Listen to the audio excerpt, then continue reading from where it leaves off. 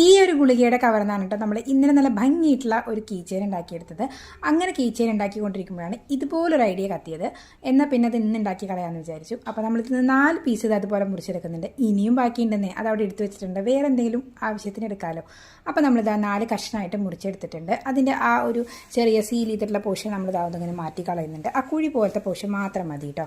ഇനി നമ്മൾ ഏതെങ്കിലും പഴയ കമ്മലിൻ്റെ സ്റ്റഡ് മാത്രം ഉണ്ടെങ്കിൽ എടുക്കുക. സ്റ്റഡ് എന്ന് പറഞ്ഞത് അതിൻ്റെ മുകളിൽ ഭംഗിയുള്ള ഭാഗമൊന്നും ഉണ്ടായിരുന്നില്ല. ചിലപ്പോൾ നമ്മൾ കമ്മൽ വാങ്ങുമ്പോൾ അതൊക്കെ പോയിട്ടുണ്ടായിരിക്കും. ഇന്നലെ കാല് മാത്രം ബാക്കി നിൽക്കുന്നുണ്ടായിരിക്കും. അപ്പോൾ കാലും ശങ്കീരി ഉള്ളത് ഞാനിത് എടുത്തിട്ടുണ്ട്. എന്നിട്ട് ഇതാ ഈ കുഴി പോലെയുള്ള ആ ഒരു കഷ്ണത്തിനുള്ളിലേക്ക് നന്നായിട്ട് പശ ഒന്ന് ജസ്റ്റ് വെച്ച് ഒട്ടിച്ചിട്ട് ഇറക്കി കൊടുത്തിട്ട് ഇതുപോലെ ആക്കി എടുക്കുന്നുണ്ട് കേട്ടോ. അപ്പോൾ കറക്റ്റ് കമ്മലിൻ്റെ ഒരു ബേസ് റെഡി ആയിട്ടുണ്ട്.